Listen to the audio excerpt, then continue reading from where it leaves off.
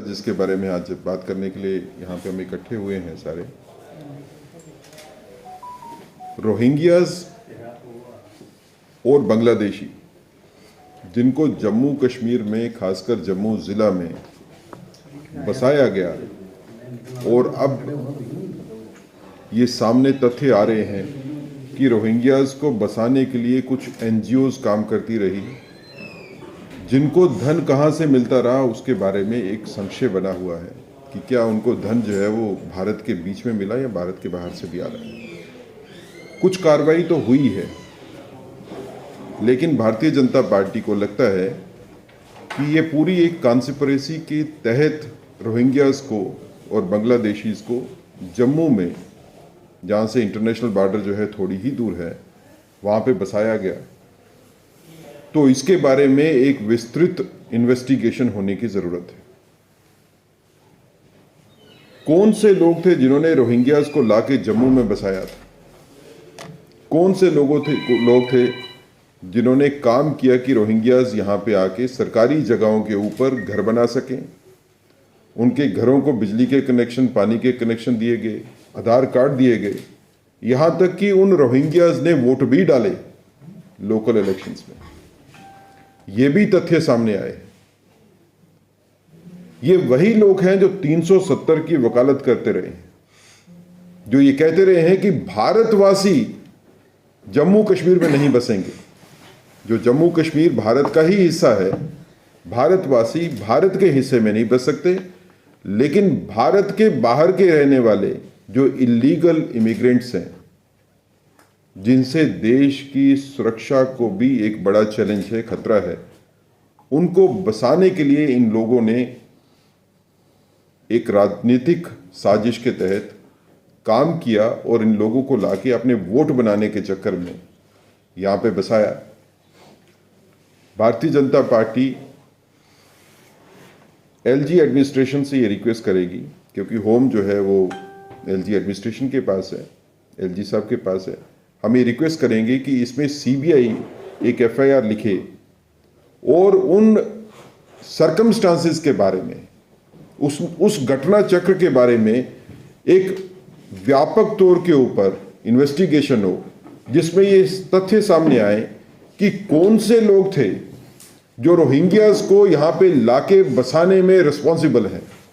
उन लोगों के खिलाफ कड़ी से कड़ी कार्रवाई होनी चाहिए, एफआईआर लगनी चाहिए, मुकदमे उनके ऊपर चलने चाहिए, और देश को भी पता चलना चाहिए कि देश के विरोध में काम करने वाली ताकतें कौन सी हैं। कौन से लोग थे जिन्होंने देश के हित के आगे अपने राजनीतिक स्वार्थ को रखा। भारतीय जनता पार्टी ये भी कहना चाहती है कि रोहिंग्याज जिनको जम्मू में लाके बसाया गया और जिनकी बस्तियां हैं जम्मू शहर के बीच में,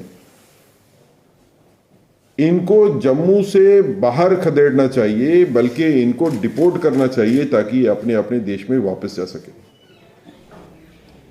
कोई दूसरे देश से आके भारत में बसने के लिए आवेदन देता है और उस आवेदन के तहत जो है कहीं कोई यहां पे आता है, तो वो एक अलग से बात है।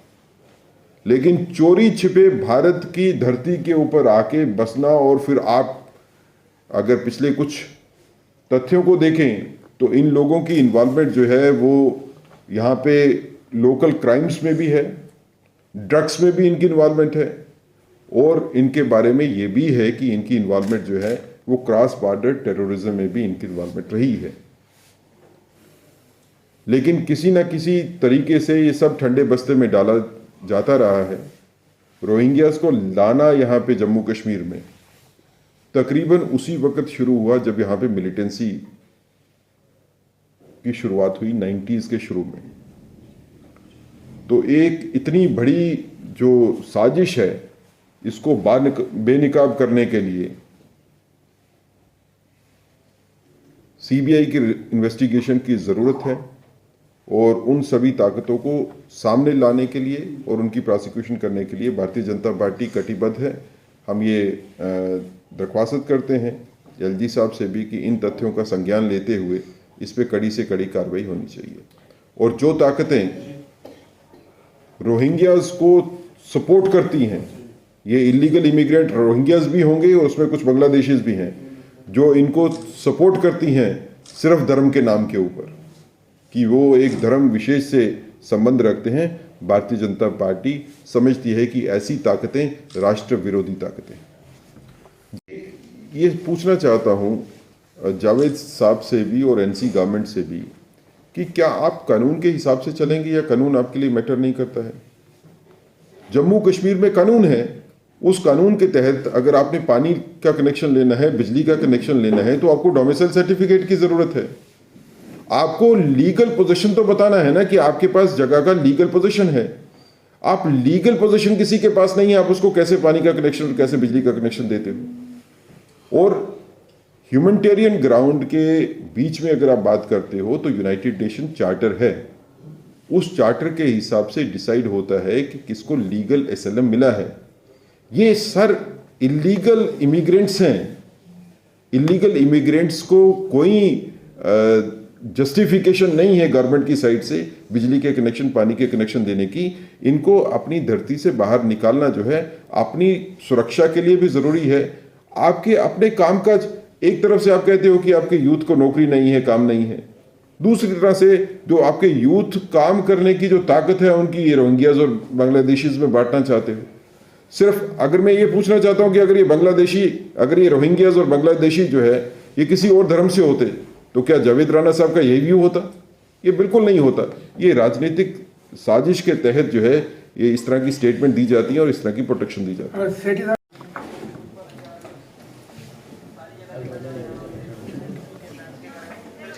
प्रेस कॉन्फ्रेंस में आप सबका स्वागत है। एक बड़ा ही